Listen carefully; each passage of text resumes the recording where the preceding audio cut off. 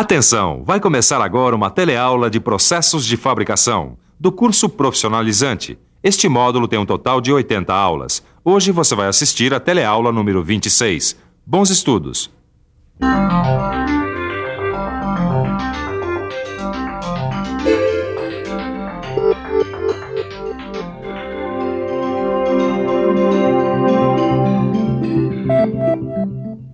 Na teleaula passada, você viu alguns processos de cortes feitos com tesouras manuais. Mas em qualquer tipo de processo de corte que você possa imaginar, vai acontecer o seguinte: o material cortado sempre vai apresentar algum sinal desse corte.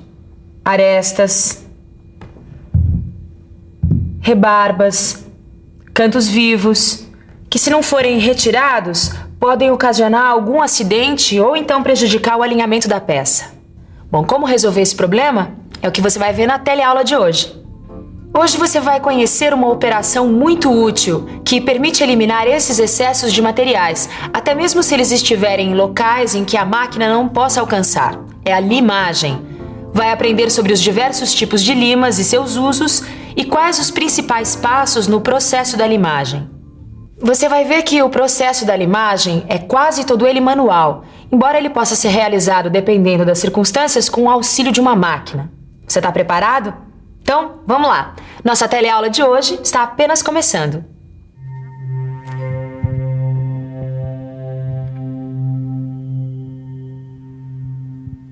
Ô, companheiro, explica pra gente o que você aconselharia a uma pessoa que fosse pegar essa lata? Teria que tomar cuidado ao pegar aqui, porque tem rebarbas e pode cortar o dedo, se machucar, né? Pois é. Olha só esses cantos afiados, essas rebarbas. Isso é o resultado de qualquer processo de corte. E no ramo da mecânica, isso é um problema sério. Qualquer empresa precisa contar com o auxílio de um bom profissional capacitado para retirar esses resultados indesejáveis de qualquer atividade de corte de uma peça. É claro que as máquinas ferramenta garantem qualidade e produtividade na fabricação de peças em grandes lotes.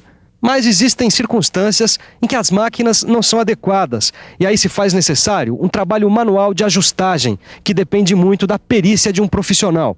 É o caso da limagem, que usa uma que se chama lima.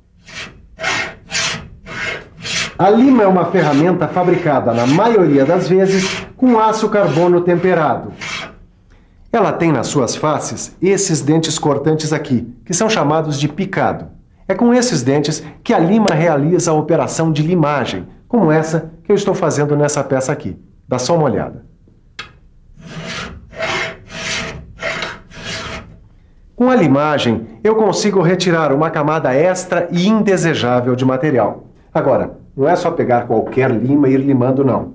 Como toda atividade, esta também tem os seus segredos e macetes, e é bom você aprender com cuidado. O primeiro deles é que existem vários tipos de lima para vários tipos de material. Olha só, tá vendo? Cada uma delas tem a sua função. Essa aqui é uma lima do tipo chata. Você vai utilizar uma lima como essa em superfícies planas, externas ou internas, com um ângulo reto ou obtuso. Essa aqui é uma lima redonda. Você vai utilizá-la em superfícies côncavas e pequenos raios. Agora, se você encontrar um ângulo agudo maior que 60 graus, não se desespere. Aí você vai poder contar com o auxílio de uma lima triangular. No seu livro você vai encontrar uma tabela pormenorizada com os vários tipos e formatos de lima. Agora, essa classificação não é só quanto ao formato delas, não. Existem diferenças como a inclinação do picado, que pode ser simples para materiais como latão e duplo para materiais do tipo aço e ferro fundido. Outra diferença entre as limas está no número de dentes. Por exemplo, a lima tipo bastarda, ela tem de 6 a 8 dentes por centímetro e é usada geralmente para desbaste. Agora, a lima do tipo mursa tem de 12 a 16 dentes por centímetro e geralmente é usada para acabamento. Agora, outra diferença está no tamanho, que pode variar de mais ou menos 4 polegadas até 12, dependendo, é claro, da superfície que vai ser limada. Como você pode ver, esse negócio de limar tem lá a sua ciência E não para por aí. Preste atenção para aprender mais.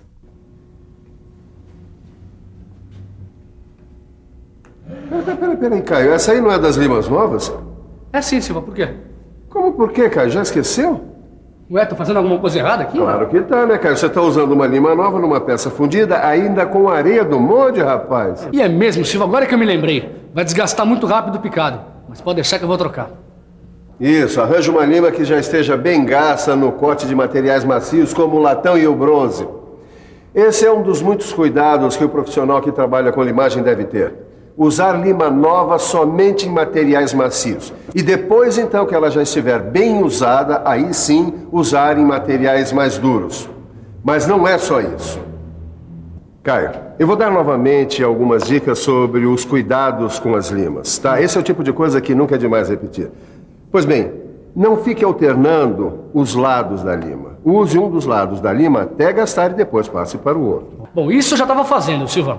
Outra coisa que eu não me esqueci foi de usar uma lima adequada ao tamanho da peça que vai ser limada. Muito bem. Olha, não é bom limar peças mais duras do que o material com o qual a lima foi fabricada, tá? Quando a lima for nova, pouca pressão sobre ela durante o trabalho. Agora, quando você estiver trabalhando com uma lima já gasta, aí você pode usar mais pressão. Então vamos lá, né? E não esqueça de guardar tudo direitinho, viu? A ordem é fundamental para a preservação dos instrumentos de trabalho. As limas devem ser guardadas em suportes como esses aqui e longe da umidade. Existe também um outro grupo especial de limas. Elas são limas pequenas, como essas aqui, feitas inteiramente de aço. Elas são chamadas de limas agulha e são muito úteis em alguns trabalhos especiais. Por exemplo, se você precisar limar um furo de pequeno diâmetro, como este aqui, ou então construir uma ranhura como essa, ou mesmo fazer o acabamento de um canto vivo que ficou nesse estado aqui, olha. Bom, enfim, para qualquer superfície de pequenas dimensões que necessite de grande exatidão, você vai precisar de uma lima como essas aqui. Quanto ao formato, elas são semelhantes às limas comuns. Você vai encontrar limas agulha na forma redonda, meia cana, plana de ponta, amêndoa, faca, quadrada, triangular, plana serrada, triangular unilateral, ranhurada e rômbica. E se você precisar trabalhar metal duro, pedra, vidro ou em ferramentaria para a fabricação de ferramentas, moldes e matrizes em geral, você vai usar ainda um outro tipo de lima, as chamadas limas diamantadas. Elas são chamadas assim porque apresentam o corpo de metal recoberto com um pó de diamante fixado por meio de um aglutinante. Como você viu, o trabalho com as limas é uma operação manual. Bom, mas em alguns casos, como o rebarbamento, por exemplo, usam-se as limas rotativas. Elas também são conhecidas por fresas lima. As limas rotativas têm dentes cortantes, que são semelhantes aos das limas comuns. Elas são acopladas a um eixo flexível e acionadas por meio de um pequeno motor. E podem ser encontradas em formatos diferentes. Bom, você já sabe que existem vários tipos de limas para os mais diversos materiais e usos, né? Agora, tá na hora de ficar um pouco mais por dentro das várias etapas no processo da limagem.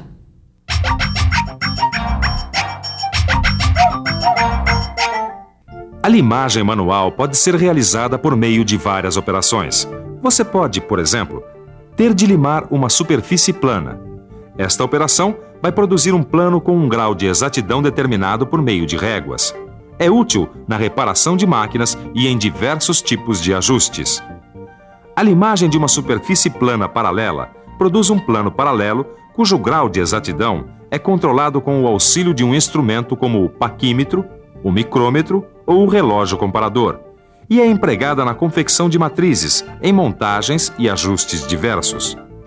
Já a limagem de uma superfície plana em ângulo vai produzir uma superfície num ângulo reto, agudo ou obtuso, cuja exatidão tem de ser verificada através de esquadros.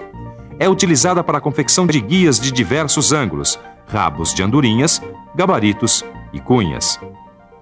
Você pode também se deparar com a necessidade de limar uma superfície côncava ou convexa. Este trabalho vai produzir uma superfície curva interna ou externa que vai ser verificada por verificadores de raios e gabaritos. Tem muita utilidade na execução de matrizes, guias, chavetas e gabaritos. Por fim, existe também a limagem de material fino, como as chapas de até 4 mm, que é utilizada na usinagem de gabaritos e lâminas para ajuste. Tá bem interessante, viu, Caio? Vem dar uma olhada nesse trabalho de limagem feito aqui pelo Lauro. Para você que está se especializando, é muito importante observar o trabalho de alguém já com bastante prática. Tá, e o que vai ser feito aí, hein? Bom, ele está limando uma superfície plana que, dentre as operações feitas com lima, é a que apresenta menor grau de dificuldade. Mas o que importa é que, como as outras, ela deve ser feita com exatidão e consciência. E prevê a realização de diversas etapas, começando com a fixação da peça na morsa. Olha lá. A superfície a ser limada deve ficar na posição horizontal, alguns milímetros acima do mordente da morsa. E é preciso lembrar sempre de proteger as faces da peça que já estão acabadas, usinadas, prontinhas com a utilização de um mordente de proteção, que pode ser uma chapa de um material mais macio que o da peça fixada. Depois de colocado o mordente de proteção, é preciso escolher a lima. Certo. E no caso, como é uma superfície plana, deve ser uma lima chata. Esse é o melhor modo de se segurar a lima para verificar se o cabo está bem fixado. Depois, apoie a lima sobre a peça, observando a posição dos pés. Quando estiver limando, faça o trabalho através de passes sucessivos, cobrindo toda a superfície que vai ser limada e usando todo o comprimento da ferramenta. Em relação à superfície da peça, a lima pode correr de modo transversal, ou mesmo obliquamente em relação à superfície da peça. E a velocidade da limagem? Boa pergunta, Caio. A velocidade pode variar, alguma coisa entre 30 a 60 golpes por minuto, certo? Mantendo sempre a uniformidade do movimento. E lembrando sempre de controlar a planeza da peça limada com o auxílio da régua de controle. Outra coisa importante de se lembrar, para evitar riscos na superfície limada, é usar uma escova ou raspador de cobre para limpar os cavacos presos aos dentes da lima. Então, Caio, alguma dúvida? Nenhuma, Silva. É sempre bom a gente ver um profissional experiente trabalhando. A gente aprende bastante, né? É sim, e tem sempre alguma coisa a mais para se aprender no ofício. O importante é a prática. Pois muito bem. Você sabe então agora que a operação de limagem é artesanal e o resultado vai depender da habilidade do profissional. E agora é hora de uma boa revisão. E atenção, se liga aí que é hora da revisão. Na teleaula de hoje, você conheceu uma operação que permite eliminar os excessos de material causados por uma operação de corte, mesmo que eles estejam em locais que a máquina não pode alcançar. É a limagem. Viu que o instrumento utilizado nesta operação é a lima. Conheceu suas características e os vários tipos de limas, adequados para os mais diversos materiais e tipos de operação. Aprendeu também que a limagem, como toda operação no mundo da mecânica, tem que seguir várias etapas para ser bem realizada, levando-se sempre em conta o cuidado com o material, a escolha adequada das ferramentas e dos instrumentos de trabalho. Na teleaula de hoje você aprendeu muita coisa sobre a limagem e constatou que o aumento da produtividade e a uniformização dos resultados é o grande desafio dessa atividade. Será que é possível vencer esse desafio? Você vai descobrir isso na próxima teleaula. Até lá!